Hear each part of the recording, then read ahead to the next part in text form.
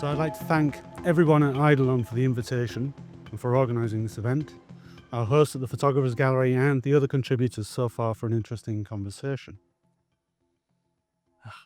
As Rosa says, the paper I will give is part of a long-standing research project on the significance of questions of scale and photography, which are multiple and for me important, and I tend to think they arise at a plethora of technical, phenomenological, cultural and political levels of analysis. Consequently, the book that this is in the process of turning into adopts a constellatory approach. Rather than taking the form of a singularly focused treatise, it comprises in a large number of short essays that explore a range of hopefully interconnected moments or points at which some question of scale has come to the fore in photographic apparatuses, practices, and discourses. One concern of this research has been to explore the history of writing about photography for models that engage with issues of scale, and it's out of this that today's paper emerges. Today I will respond to the organisers' framing of this panel with regard to how operations of scale are intertwined with everyday uses of photography and their role in crafting identities when, to quote, as a consequence of globalised network technologies, individuals have become part of a planetary observational infrastructure, end quote, and where it seems that everyday photography has been subsumed under the category of the social media image. So my talk explores everyday uses of imaging technologies as these bring small-scale individual actions into relation with massively scaled social and technical processes. And the hope is that this will help in understanding the visual milieu in which we live and that we suppose ourselves to share. So the talk has three parts. First, a brief survey of some artworks that foreground forms and issues of scale in vernacular photography. Second, exploration of a theory of photography as a fundamental mode of being with others. Third, a brief attempt to articulate some of the implications of these discussions. The invitation to talk here today suggested specifically that I might approach these questions with reference to an essay I published in the book Photography Off the Scale, edited by Tomasz Dvorak and Jussi Parika in 2021. So at this point I've got to pause, and if anyone by any chance has actually read this, I will draw on some parts of that essay quite closely, so apologies if it's ground you've already covered. The essay started out from the following observation. To take up a photographically enabled device or to encounter a photographic image today is to be confronted with unprecedented and unavoidable facts of scale. The most obvious aspect of this situation is the enormous and ever-increasing number of photographs now created and circulated on a daily basis. This expansive and difficult-to-grasp horizon of large number frames every photographic image, as well as each act of imaging. A vast and rescaling of photography has transformed the ways in which photographic images continue to graft individual concerns onto global processes and vice versa, how photography insinuates large-scale economic and political interests into individual lives. And so my interest today lies in thinking about these intertwined processes of what I'm calling here grafting and insinuation, although those terms may stay in the background in what follows. Insofar as these processes bring together vastly differing scales of concern that impact upon the making and the use of photographic images. My theoretical framework is given by two short essays from Jean-Luc Nancy, Human Excess and Nous Autres, We Others, which offer a critical perspective from which to evaluate concerns about the bewildering number of images comprising today's visual milieu, and a way of thinking about the small-scale actions and relations that combine to structure it. Published originally in 2003 and revised in 2005, Nous Autres presents a theory of photography that, albeit unwittingly, anticipates key aspects of contemporary photography. I will turn to it in part 2 of the talk. Human Excess critically analyzes ideas of measure and the unmeasurable in an era that is habituated to bloated statistics and the routine production of truthful but hollow measurements. In today's context, for example, the object of Nancy's critique might be a familiar journalistic trope that decries the mountains and floods of billions of circulating images and the effects that such a deluge might have on cultural and social values. So moving into the first part of the talk, I will survey three artworks, the foreground issues of scale, and link these to aspects of Nancy's account of measurement. I suspect that these works will be familiar to you, this audience in particular. They're not presented for their novelty, okay? Rather, they serve here to characterize vernacular photography today insofar as it hinges on various problems and possibilities of scale. So, when critical attention turns towards question of scale today, it very often does so with reference to this work, Eric Kessel's 24 Hours in Photos, an installation that comprises 350,000 images culled from social media on a given day, printed and piled in a gallery space. Kessel stresses the contemporary condition of exposure to an overload of images, a visual glut that blurs the public with the private. 24 Hours in Photos is his attempt to visualize the feeling of drowning in representations of other people's experience. 350,000 prints is a lot, and yet it is tiny in comparison to the numerical horizon it attempts to evoke through an aesthetic experience of overwhelming scale. One surmises from the surface layer here that each image will represent something, and yet these specificities are displaced by an aesthetic production of excess, an idea of excess that stands in metonymically for the ungraspable horizon of billions of other such images. This is a good point to dwell on the term vernacular briefly and what I mean of it in this talk. As is no doubt familiar, originally vernacular denotes a native or indigenous language, extending latterly, historically, to refer to artistic, literary, or architectural forms that belong to a particular locality. Key characteristics of vernacular photographies, plural, are their regionality, their ties to a locality or particular culture, their ordinariness, often haughtily associated with ideas of banality and amateurishness, and, in some contexts, their usefulness or instrumentality, especially when contrasted to the apparently non-instrumental nature of art photography. Returning briefly to Kessel's installation, one can note that it disassociates the values of locality, ordinariness, and use that may have informed the individual everyday photographs appropriated, and displaces these values, firstly into the space of the gallery, and by extension, out into the realm of a metonymically figured aesthetic image of globalized photographic circulation. Now, locality, ordinariness, and instrumentality remain, but in a kind of a generalized form that begs questions about what these reconfigured values might now mean. Another displaced vernacular is to be found in the images of goods for sale on eBay and related sites collected by Penelope Umbrico over a period of years. She collected tens of thousands of such images, which are archived and displayed according to categories of things offered for purchase: mattresses, ceramic cats, electrical cables, etc. Accepted from their utilitarian contexts, Umbrico observes these images of used items reveal the ways in which value is ascribed to things through the photographic strategies adopted in putting them up for sale. Interestingly, in salvaging these images after their intended use, is exhausted, Umbrico takes herself to have freed them somehow, so to speak, to pursue other ends. Sets the images free. Her commentaries on these works claim the volume of images collected also as a monument to consumer behavior and, by extension, its environmental effects.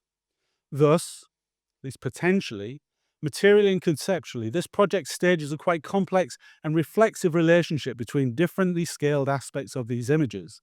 In the current context, the implied question of consumerism, representation, and waste encourages extension of a concern for vernacular photographies in the direction of a quite concrete and pressing horizon of excess that is impending environmental disaster consequent upon consumption. So there's here something of a more concrete or a different notion of excess and the excessive that's emerging.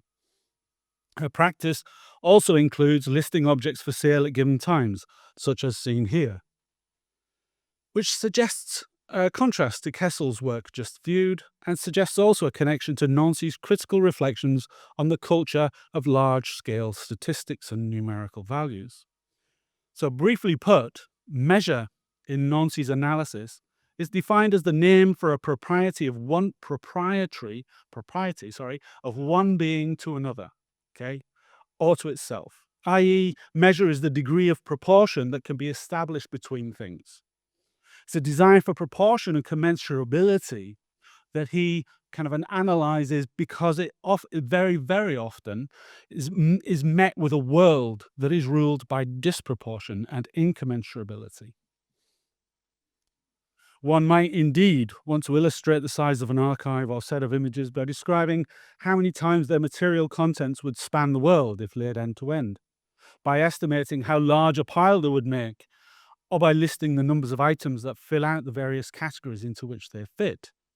In Nancy's terms, these measures risk producing, quote, facts devoid of meaning but not of truth, albeit infinitely impoverished truth, end quote. Remarking this encourages evaluation of whether the works viewed so far are merely a reflection of such impoverished truths, or if their staging of particular possibilities of vernacular photography provokes some more interesting viewpoint on the operations of scale that structure them. Now, crucially at this juncture, Nancy insists that within such orders, excess is impossible. In our context, this suggests that the excessive scale of photography, often remarked in such lists and metonymic or aesthetic figures, is not actually in any meaningful sense an excessive, which leaves one asking what that often touted excessive size or number of photographs, number of cameras, number of image makers means in the context of photography's massive proliferation. If it's not excessive, what is it? For Nancy, regardless of whether they are trivial or tragic, such measures, each time, to quote him, these figures of enormity measure responsibility, and the proliferation of large numbers in our culture, our interests and our needs, defines the exponential growth of such a responsibility. So there's a sense that there's an ethical or kind of political demand, a responsibility that comes along with these kind of attempts to conceive of our world in terms of large number. But there is a risk, or there's a kind of a tension, because those attempts to kind of imagine, to envision, or to conceptualize such large number risk as much obscuring as revealing, so to speak. Stepping back in time a little, Thomas Hirschhorn's The Incommensurable Banner of 2007 critically refigures images of death and mutilation from the American-led invasions of Afghanistan and Iraq. The roughly made banner is 4 meters tall and 18 meters long. On it are stuck a range of pictures found online that show the bodies of dead and mutilated victims of war. This work is graphic and disturbing to view. The banner can be rolled up at one end to fit different spaces of display, the implication being there will always be more horrors to be revealed.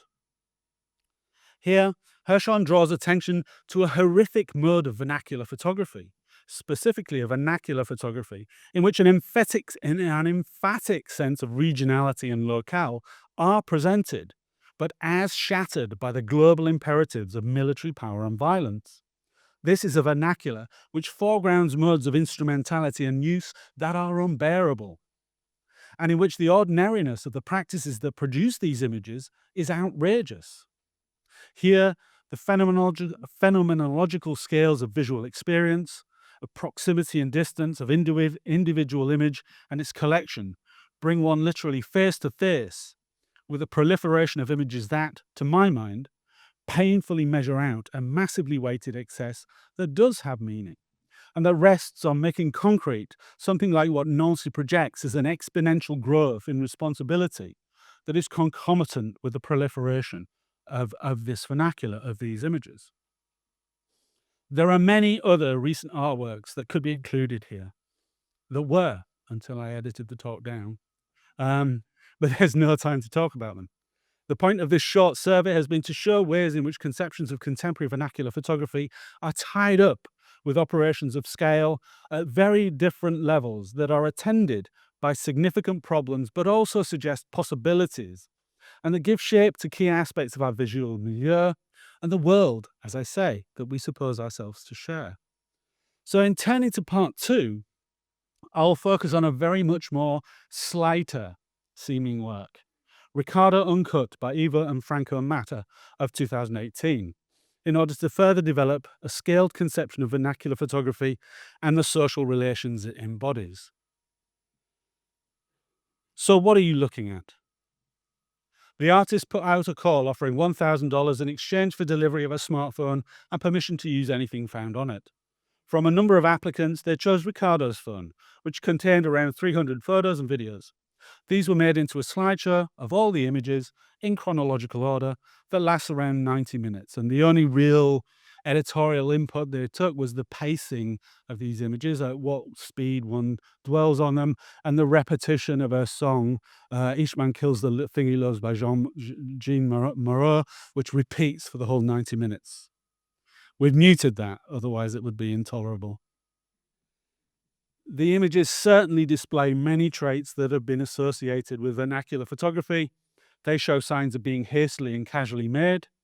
They depict a sway of ordinary moments. Many contain uncorrected mistakes, such as the red eye granted this young woman. They adopt viewpoints that speak of ephemeral social situations. They take familiar generic forms, are often poorly lit. They show mundane or generic holiday activities from odd angles, or frame banal things in ways that provoke questions about why this photograph was made. They participate in practices of image making that are shared by millions. And they depict moments of pleasure, changing personal relationships, friendship, and desire. Now, they're also sometimes quite cute. Critical reception of Ricardo Uncut has tended to focus somewhat superficially on the obvious questions of privacy and intimacy it raises. A few responses have touched on the number of images involved. Fewer still have thought of it in socio-economic terms, in terms of the privilege Ricardo displays, or as an object of class or race analysis. I propose to read it here in relation to the Nancy essay Nous Autres, which will hopefully allow these themes to emerge, and the explicitly scaled theory of photography that Nancy develops there. Key here will be the suggestion that Nancy makes in Nous Autres to the effect that photography makes manifest our strangeness to ourselves, and that it does so by articulating asymmetrical, heterogeneous, and variable modes of being in relation to others. He writes, "Each subject in the photo tacitly, obstinately refers to all the others, to this prodigious universe of photos into which we all take ourselves and one another at some time or another. This colossal and labyrinthine phototake, in whose depths there stalks, like a minotaur, the monster, the monstration, and the prodigious image of our strangeness." The word phototake is left untranslated. I take it to imply the kind of an idea of photography that is like an archive or similar to a library, but it also has this, to my English ears, kind of it's sort of quite an exotic kind of, it's like a discotheque, it's like taking ourselves into the phototake. Note the scaled language of this passage, which is pivotal to Nancy's essay. Firstly, it is into a prodigious universe of photographs that we are all swept at some time or another. Then there is the second characterization of photography as this colossal and labyrinthine phototake, in whose depths there stalks an image of our strangeness. This strangeness itself takes on the scale of the universe of photographs insofar as it too is prodigious. In this essay, Nancy sets out to theorize a non-coercive mode of being in relation to others that is open to heterogeneity. He does this through analysis of what it means to utter three pronouns or pronomial phrases: I, we, and we others. Significantly, in doing this, he engages with photography as a suite of activities: the act of photographing, the act of being photographed, and the act of looking at photographs, which he takes to be interrelated modes of enunciation that identifies someone or some group in a way that operates like using a pronoun, I or we. In drawing this parallel between acts of photography and linguistic utterances, Nancy reconceives effectively of photography as a fundamental mode of being with others in association with language. Moreover, he thinks of photography as a way of being with others that teaches one about a defining estrangement that shapes all claims to identity. a fundamental entanglement with others that passes through the machineries of photographing, being photographed, and looking at photographs. To say I in this context is to identify oneself, to stake a claim to being a subject while also distinguishing oneself abstractly in opposition to all of those others who can do and say the same thing. He says, in a definitive way, I constitutes a performative in the sense that linguists give to the speech act. The enunciation itself produces the truth of the statement, I am, by saying I am. And he turns to a telling example to fill this out. Quote, I can emerge, like the snap of a camera shutter.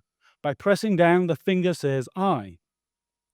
This is an act of identification that rests on a paradox, namely, whilst in performing it, one marks oneself out as being without substitute, it's me, I'm here, one also implicitly acknowledges that this grammatical form routinely substitutes any and everybody in one's place. This enunciative possibility hinges not just on the release of a shutter per se, but for Nancy, on the explicit act of someone photographing someone else. I press the shutter, and in the process of picturing another, enunciate my presence and identity, but also my isolation from and exchangeability with anyone else who can do this. Given that we all take ourselves and one another into the visual milieu opened up when we embody such acts, the implication is that photography operates at something like the same level as the linguistic.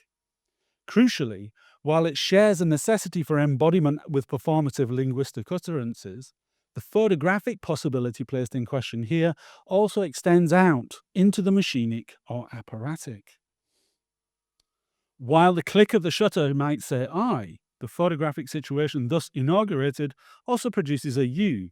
Because being photographed is not passive but is an act in its own right, someone else comes on the scene to say I in performing the act of being photographed. A series of asymmetries is thus produced.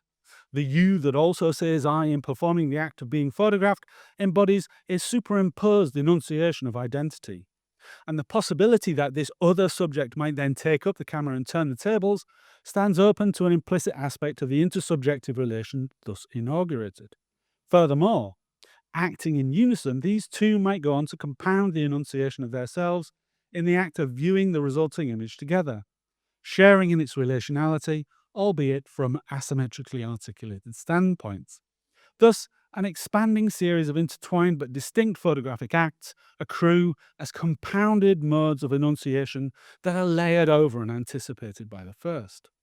Yet more possibilities of enunciation relating to the initial series could, and do of course, spin off to encompass effectively everyone and everything in the field of photographic relations. The positions and relations staked out in this way actively constitute an intersubjective topography. So with an impressive economy of means, this theory of photographic relationality spirals out to characterize the enormity of photographic culture and promises purchase on how it is lived, namely from the billions of different points of simultaneous and consequent action that make up the contemporary visual milieu. There's a critical problem by which this intersubjective theoretical topography is oriented. Nancy continues, it is quite a different matter when it comes to saying we. This enunciation differs from the notional self-coincidence involved in saying I or you, as it lays a claim to a shared identity, which is determinate but yet to be realized. It is to solicit something or to make a demand on someone. Every time someone says we, he formulates a request for identification. A we has to be filled out in time and space. It implies a lack of coincidence in contrast to that supposed to be met with in saying I, however alienated that moment is. We, Nancy claims, is a pronoun of generic identifications and of appeals to identity that often impose a generalized identity upon those it sets out to encompass, by soliciting compliance or by demanding submission.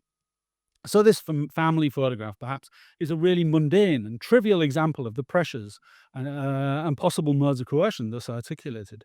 One only needs to recall the fraught questions of representation, identification, and violence that structured the modes of vernacular photography foregrounded in Hirschhorn's incommensurable banner for a more powerfully suasive instance. Or, for another example, just think of the we that is imposed and naturalized by populist nationalism and its visual equivalents.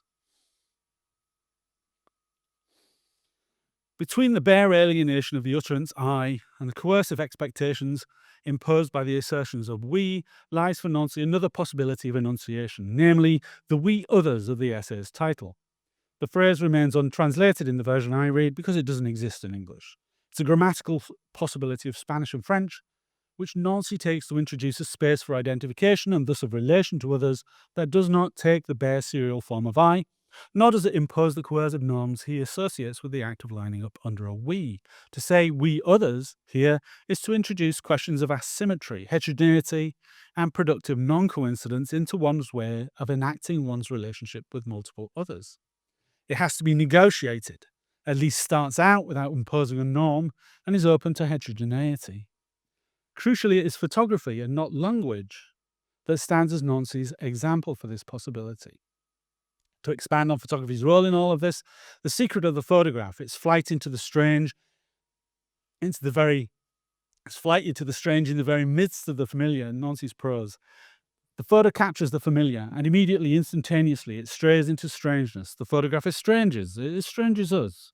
Between the subject of the click and the subject grasped, there is a coexistence without coincidence. I garbled that, but you could read it at the same time. So, by way of conclusion, as the third part of the talk, there are a few observations to be made on the photoing discussion, and to distance ourselves a little from the Nancy's concentration on kind of an intersubjective relation between embodied humans operating, camera apparatuses. Insofar as it articulates a theory of relations between those living in a photographic world, the idea of photography developed in Mus-Outre is not actually tied to any particular form or apparatus of photography. Analog as opposed to digital, print as opposed to networked, for instance. This is to go against the grain of Nancy's text, which is heavily analog. But nor does the entity that operates the controls and inaugurates these relationships need to be embodied, an embodied or present human being. The subject of the click, or whatever register of operation is entailed, has only to be able to set the process off. It's a minimal requirement. Nancy emphasizes embodied human-to-human relations here, but nothing in his analysis actually excludes that plethora of other possibilities of relation that combine to make up contemporary photography, and they include all sorts of functions, machines, distributed forms, etc., as long as they have the ability to inaugurate a photographic event at some level. Thus, reading this essay today forces one to attend to just what, in the photograph as a possible relation, what is it that estranges us? What is it that acts between the subject and the click and the subject grasped to structure a coexistence without coincidence? This, I argue, is the root of the essay's unwitting anticipation of contemporary vernacular photography. Whereas I produces or creates its own identity, we projects it or superposes it. We others admits the understanding that when the time comes upon inquiry, we could become another subject entirely. I think I kind of missed a bit out of that quotation. We others jointly contains a presumption based on evidence to back its enunciation. Who pronounces this we others? That is anything but clear. So one might read this passage against the grain of Nancy's concentration on the intersubjective relations to qualify his question, asking, what is it that pronounces this we others, instead of who? If we remain in fascinated thrall to the representational surfaces of these images, a familiar and almost irresistible impulse, the answer is already decided. The anticipated horizon of relation, an open-ended, heterogeneous and non-coercive we others of photography, will always only be those we see that we see in these pictures and their like. On Nancy's model, would this not enunciate itself as a we to line up under? If the elaboration of Ricardo's life in pictures is exemplary, as an everyday, localized and ordinary use of images, one has to acknowledge that this life in representation is rather white and bourgeois in its globe-trotting everyday. There's so many holidays. The sequence does elaborate an ambiguous narrative of sexual identity. So in this vein, it may elicit a community that is open and heterogeneous, perhaps, a form of we others. But on the other hand, this exemplary life appears emphatically white and rather privileged. So it bears also an exclusive and closed-off status. Does it enunciate itself to one as a we others or a we? My sense, and what I want to take away from it, is that these moments of enunciation and interpolation are labile. They differ and oscillate, divide and combine. In 2003, 2005, one finds Nancy reimagining photography as a massively convoluted milieu of actions and operations, through which identity and intersubjectivity are articulated, and within which they learn of their ownmost modes of estrangement. Estrangement in this scaled framework is not incidental and does not come after the fact. It is integral to selfhood, and photography is pivotal to the revelation of this. As photography functions by dint of scaled operations and possibilities, its mode of scaling and its openness to scalability appear integral to the formation of selfhood in relation to others. How then to understand this scaled idea of relationality in the context of the exponential rescaling that is such a striking feature of contemporary photography? Nancy's point is not that if we search hard enough, we might find an as yet hidden axiom of human scale, a reference to the human body that starts out from assertion of the experience of a particular individual or group that will ground everything and resolve the problem. Rather, I think reading together his essays Nous Autres and Human Excess encourage an idea of the photographic that is scaled according to the vast numbers which frame and impinge upon the possibilities of the individual relations that comprise it. And, as Nous Autres suggests, the mode of enunciation through which this numerically enormous horizon is thrown into relief can be thought of in ways that dissolve the hollow discourse of dismeasure that obscures the difficult relationships and responsibilities that are figured by photographs. The questions of scale foregrounded by contemporary vernacular photography present us with problems, but also suggest different photographic topographies or relations, ones that start out at least by soliciting negotiations of their own measure of being with others, and that do not determine in advance who or what those others may be. Thank you.